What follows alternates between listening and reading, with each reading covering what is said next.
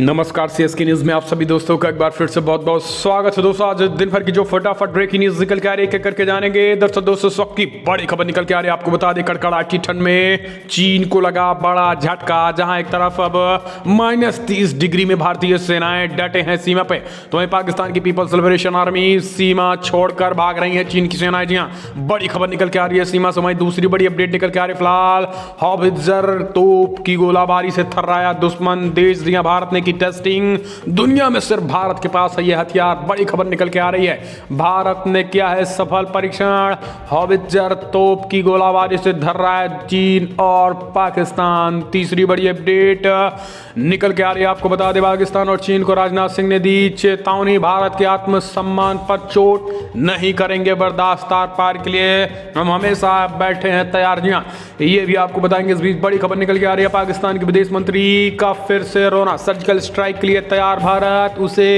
दोस्तों की हरी झंडी का इंतजार है। जी हाँ, यानी पाकिस्तान सर्जिकल स्ट्राइक की डर से कांप रहा है, ये भी आपको बताएंगे। इस बीच अमेरिका ट्रंप ने चीन की पीपल्स लिबरेशन आर्मी से रिश्तों की चलते 59 चीनी कंपनियों पर लगाया पूर्णतः प्रतिबंध। इनमें से ड्रोन निर्माता और बड़ी चिप निर्माता कंपनियां भी हैं शामिल, यानी के बारे में आपको बताएंगे। दिन भर की सबसे बड़ी खबर निकल के आ रही है पश्चिम बंगाल की राजनीति से, जहां पर अब की बार भाजपा 200 पार पश्चिम बंगाल में अमित शाह गरजे। गृह मंत्री शाह ने कहा 200 पार सीटें लेके आएंगे। शामिल हुए 72 नेता। जी आपको बता दें टीएमसी और सीपीआई कांग्रेस को मिलाकर 72 नेताओं ने बीजेपी में की एंट्री। बड़े बड़े नेता गृह मंत्री अमित शाह ने दिलाई सदस्यता। ये बड़ी खबर निकल के आ रही है, ममता के राइट हैंड भी शामिल हुए बीजेपी में। तो सब कुछ खबरें एक एक करके आपको विस्तार से बताएंगे, लेकिन उससे पहले अगर आप भी मानते हैं कि प्रधानमंत्री मोदी है तो मुमकिन है, तो इस वीडियो को लाइक करके अपना समर्थन दर्ज करें। इस वीडियो को लाइक करके ज्यादा से ज्यादा फैला दीजिए। दरअसल पहली बड़ी खबर निकल के आ रही है सीमा से LAC से निकल के आ रही है, जहां पर चीन को करारा झटका लगा।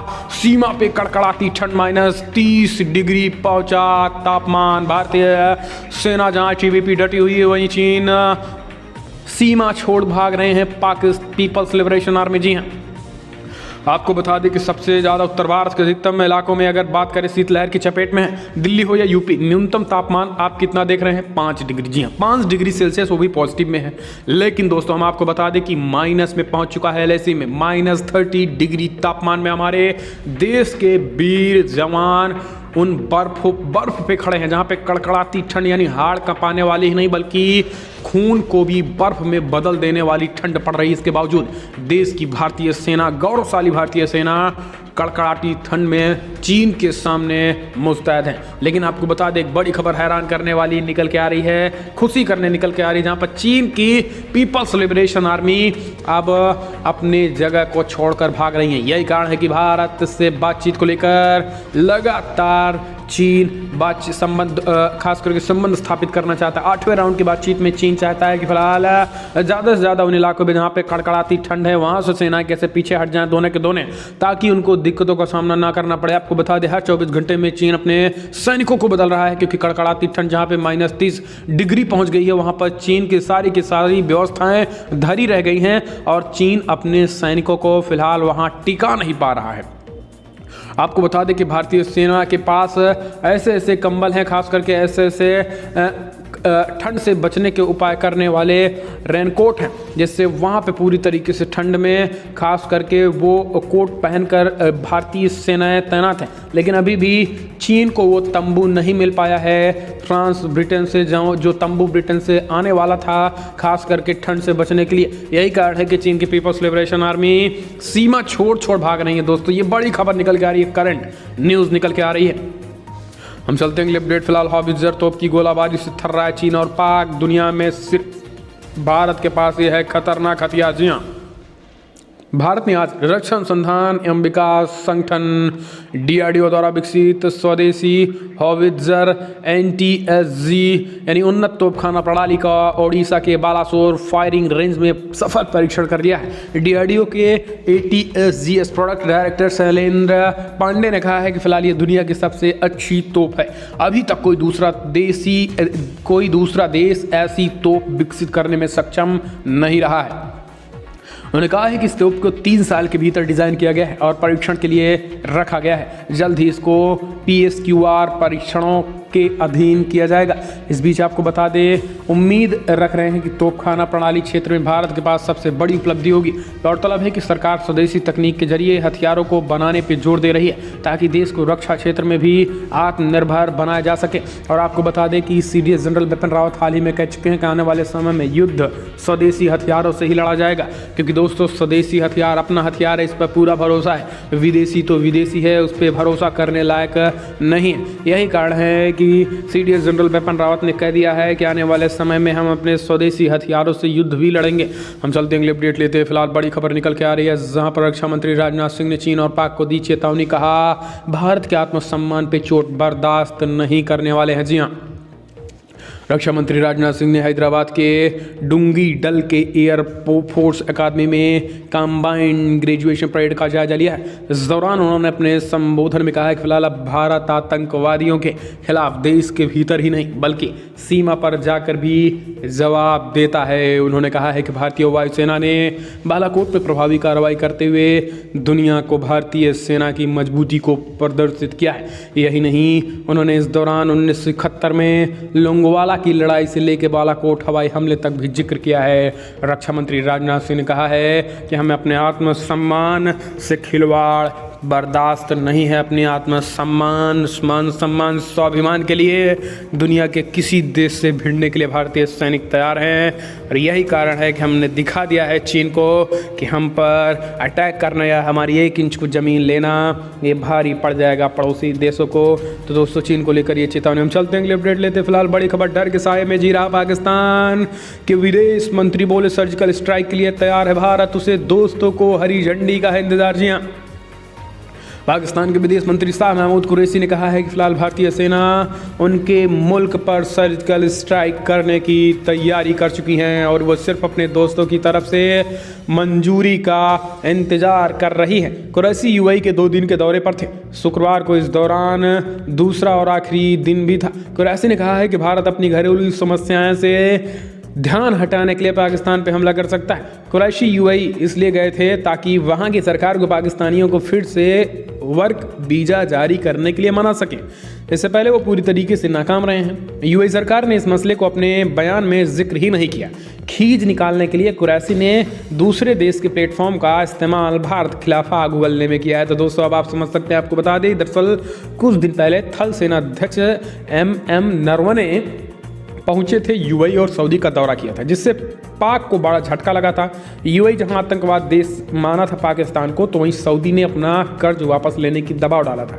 अब उसी को देखते हुए पाकिस्तान भन्नाया हुआ है और भारत पर यह आरोप लगा रहा है। हम चलते हैं अगले अपडेट लेते हैं। फिलहाल अमेरिका ने चाइना पे लगाया प्रतिबंध। जी हाँ दोस्तों, पीपल्स लिबरेशन आर्मी से रिश्तों के चलते 59 चीनी कंपनियों पे लगाया प्रतिबंध। इनमें से सबसे बड़ी ड्रोन निर्माता कंपनी और चिप निर्माता कंपनी, इन 2 बड़ी कंपनियों समेत 59 चीनी कंपनियों को ब्लैक लिस्टेड कर दिया है। ये बेहद बड़ी खबर निकल के आ रही है दोस्तों। अमेरिका ने चीन पे बड़ी कार्रवाई करते हुए दर्जनों चीनी कंपनियों को ट्रेड ब्लैक लिस्ट, व्यापार की काली सूची पे डाल दिया है। अमेरिका ने शुक्रवार को बताया कि फिलहाल इसमें चीन की top chip maker company semiconductor manufacturing international Corp और चीन की ड्रोन निर्माता HCHAD DJI टेक्नोलॉजी लिमिटेड भी शामिल है। राष्ट्रपति डोनाल्ड ट्रंप अपना पद छोड़ने से पहले चीन को कड़ा रुख अख्तियार करने वाले राष्ट्रपति के तौर पर अपनी विरासत को छोड़ना चाहते हैं। माना जा रहा है कि इसी कारण ट्रंप प्रशासन ने दर्जनों चीनी कंपनियों को व्यापार की काली सूची में भी डाल दिया है। इस बीच अमेरिकी वाणिज्यिक विभाग ने शुक्रवार को इस फैसले की पुष्टि की है और कहा है कि SMIC चीन के सैन्य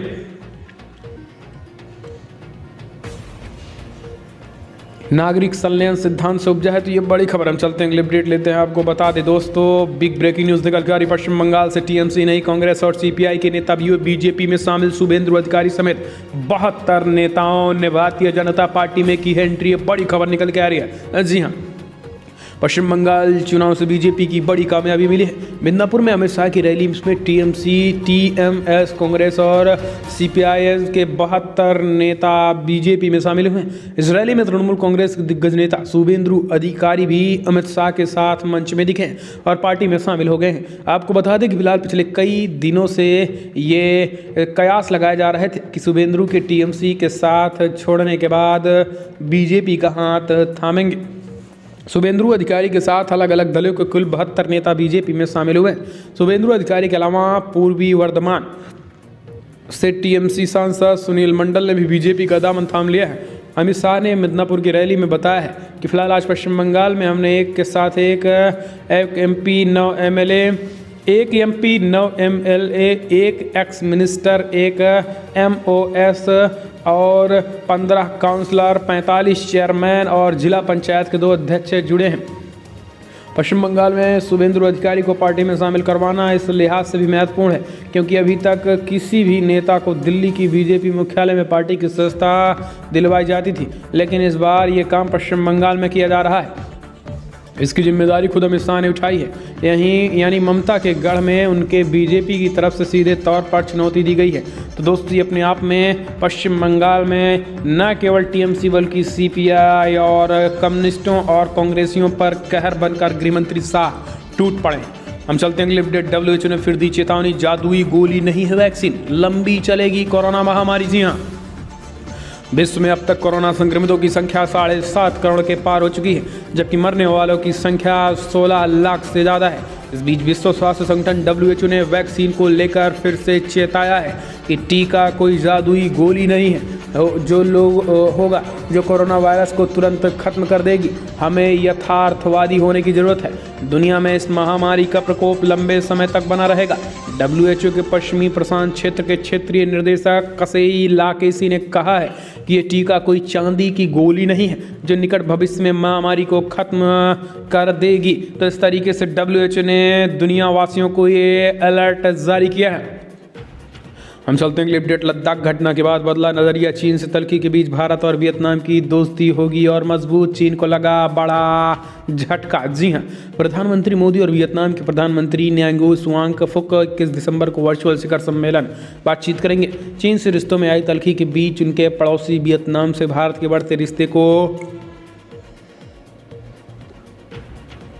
काफ़ी महत्वपूर्ण माना जा रहा है। सूत्रों ने कहा है कि प्रधानमंत्री मोदी का कोरोना काल के 9वां वर्चुअल शिखर सम्मेलन होगा। किसी भी आसियान देशों के साथ ये पहला होगा। आपको बता दें कि वियतनाम इस वर्ष आसियान समूह का अध्यक्ष भी है। इस सूत्रों ने कहा है कि शिखर सम्मेलन में भारत वियतनाम अपने रणनीतिक, व्यापारिक और सामरिक संबंधों की समीक्षा करेंगे। इसके साथ ही नए समझौते भी किए जाएंगे। तो दोस्तों, वियतनाम कहीं ना कहीं भारत के साथ आकर चीन को करारा झटका लगने वाला है। हम चलते हैं अपडेट लेते। दोस्तों, फिलहाल बड़ी खबर निकल के आ रही है। आपको बता दें, पश्चिम बंगाल में जय जय श्री राम के उद्घोष के लगे नारे। गृह मंत्री अमित शाह ने जय श्री राम के साथ टीएमसी को उखाड़ने का लिया प्रण। कहा की बार 200 पार पश्चिम बंगाल में। जी हाँ, बड़ी खबर निकल के आ रही है। दरअसल आपको बता दें, पश्चिम बंगाल की मिदनापुर रैली में गृह मंत्री अमित शाह गरजे हैं, जय जय श्री राम के नारे लगे हैं। आपको बता दें कि पश्चिम बंगाल में गृह मंत्री अमित शाह जय जय श्री राम के नारों के साथ भाषण की शुरुआत की है। इसके साथ ही बीजेपी की रैली में गृह मंत्री शाह ने स्पष्ट कहा है कि फिलहाल 200 सीटें, जी हाँ 200 सीटों के साथ पश्चिम बंगाल में इस बार सरकार बनाएंगे। आपको बता दें कि अमित शाह ने कहा कि ममता बनर्जी ने मां, मानुष और माटी के नारों को भ्रष्टाचार, तौलबाजी और भतीजावाद में बदल दिया है। अमित शाह ने ममता बनर्जी को संबोधित करते हुए कहा है कि फिलहाल लोकसभा चुनाव में भी टीएमसी के लोग कहते थे कि बीजेपी का खाता भी नहीं खुलेगा, लेकिन बीजेपी ने 18 सीटें जीती हैं। अमित शाह ने कहा है कि जब विधानसभा चुनाव के नतीजे आएंगे तो बीजेपी 200 से अधिक सीटों के साथ सरकार बनाएगी। इस बीच आपको बता दें, गृह मंत्री अमित शाह ने 200 सीटों के लक्ष्य के साथ कहा है कि 5 साल दीजिए, सोनार बांग्ला भी बनाएंगे। इसके साथ ही जय जय श्री राम के नारे भी दिए। गृह मंत्री अमित शाह ने कहा है कि 3 दशक कांग्रेस को दिए, 27 साल यानी करीब 3 दशक कम्युनिस्ट को भी दिए, 10 साल ममता को दिए, अब आप 5 साल बीजेपी को दीजिए। सबसे अच्छा बांग्ला अगर बंगाल ना बना के दिखाया तो आप कहना। भारतीय जनता पार्टी गृह मंत्री अमित शाह ने ऐलान कर दिया है कि सबसे अच्छा बंगाल बना के दिखाएंगे। 200 सीटों के ऐलान के साथ जय जय श्री राम का उद्घोष और टीएमसी को उखाड़ने का प्रण। ये अपने आप में ममता बनर्जी की मुसीबतें बढ़ा दिया है। हम चलते हैं अगली अपडेट लेते हैं। फिलहाल बड़ी खबर लेते हैं। राहुल गांधी की ताजपोशी के लिए सोनिया गांधी की हाई लेवल मीटिंग, जी हाँ चल रही है बड़ी खबर। दरअसल कांग्रेस पार्टी के भीतर जारी अंतर्कलह और चुनाव में मिल रही करारी हार के बाद नेतृत्व पे उठ रहे सवाल शुरू हो गए हैं। ऐसे में पार्टी आलाकमान से नाराज असंतुष्ट नेताओं को मनाने के लिए अध्यक्ष सोनिया गांधी आज उनकी मुलाकात कर रही हैं। इस कड़ी में राजस्थान के मुख्यमंत्री अशोक गहलोत, गुलाम नबी आज़ाद, आनंद शर्मा, BS हुड्डा, अंबिका सोनी, P चिदंबरम 10 जनपद पहुंचे। इन सभी नेताओं संग कांग्रेस अध्यक्ष सोनिया गांधी ने बैठक की है। इस बैठक के बाद आपको बता दें कि कांग्रेस पार्टी का अध्यक्ष कौन होगा, इस पर भी फैसला हो सकता है। हालांकि आपको बता दें कि एक जो बड़ी खबर निकल के आ रही है, इसमें रणदीप सुरजेवाला ने कहा है कि कांग्रेस पार्टी के 99.9% लोग चाहते हैं कि राहुल गांधी अध्यक्ष बने। जिसके बाद अब भारतीय जनता पार्टी की तरफ से बयान आया, जिसमें बीजेपी के नेता ने कहा है कि फिलहाल भाजपा वाले चाहते हैं कि 100% राहुल गांधी बने। जी हाँ, 100% राहुल गांधी कांग्रेस पार्टी के अध्यक्ष बने। जब बीजेपी और कांग्रेस दोनों चाहती है तो आखिर दिक्कतें कहाँ आ रही है। जल्द से जल्द कांग्रेस को, राहुल गांधी को कांग्रेस का अध्यक्ष बनाओ और बची खुचे राज्य भी कांग्रेस मुक्त पाओ, ये भी तंज कसा है बीजेपी वालों ने। हम चलते हैं अपडेट लेते। फिलहाल बड़ी खबर निकल के आ रही है दोस्तों, आपको बता दें किसान आंदोलन का 24वां दिन, किसान और सरकार अपने रुख पर अड़ी, ठंड ने बढ़ा दी मुश्किलें। जी हाँ, दरअसल कृषि सुधार कानूनों को वापस लेने के लिए दिल्ली की अलग अलग सीमाओं पर डटे किसानों का आंदोलन 24वें दिन भी प्रवेश कर चुका है। कड़कड़ाती ठंड और अपनों की भी जान भी किसानों का इरादा नहीं डिगा सकी है। किसानों का कहना है कि चाहे कितनी भी ठंड क्यों ना पड़े, हम यहाँ से तब तक वापस नहीं जाएंगे जब तक सरकार तीनों काले कानून वापस नहीं ले लेती है। वहीं आंदोलन के चलते दिल्ली के कई बॉर्डर भी बंद रहे, कई रास्ते डाइवर्ट भी कर दिए गए हैं। ये बड़ी खबर निकल के आ रही है, जहाँ पे सरकार को बात करने राकेश टिकैत ने कहा है कि हम सरकार से बातचीत करना चाहते हैं। हम चलते हैं अगले अपडेट लेते। फिलहाल यूपी पंचायत चुनाव 2020 को लेकर बड़ी खबर निकल के आ रही। बीजेपी का फैसला, मंत्रियों और सांसदों और विधायकों के रिश्तेदार नहीं लड़ेंगे इलेक्शन। जी हाँ, बड़ी खबर, यूपी में होने वाले त्रिस्तरीय पंचायत चुनाव को लेकर प्रदेश की योगी सरकार ने शनिवार को बड़ा फैसला किया है। यूपी में होने वाले पंचायत चुनाव में अब बीजेपी से किसी भी सांसद, विधायक या मंत्री के परिवार का कोई व्यक्ति चुनाव नहीं लड़ सकेगा।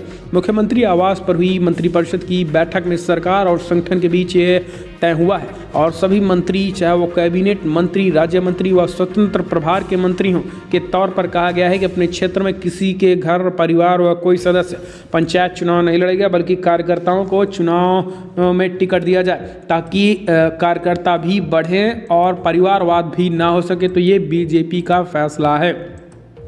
हम चलते हैं अपडेट। AMU के शताब्दी समारोह में चीफ गेस्ट होंगे PM मोदी, 22 दिसंबर को लेंगे हिस्सा। जी हाँ,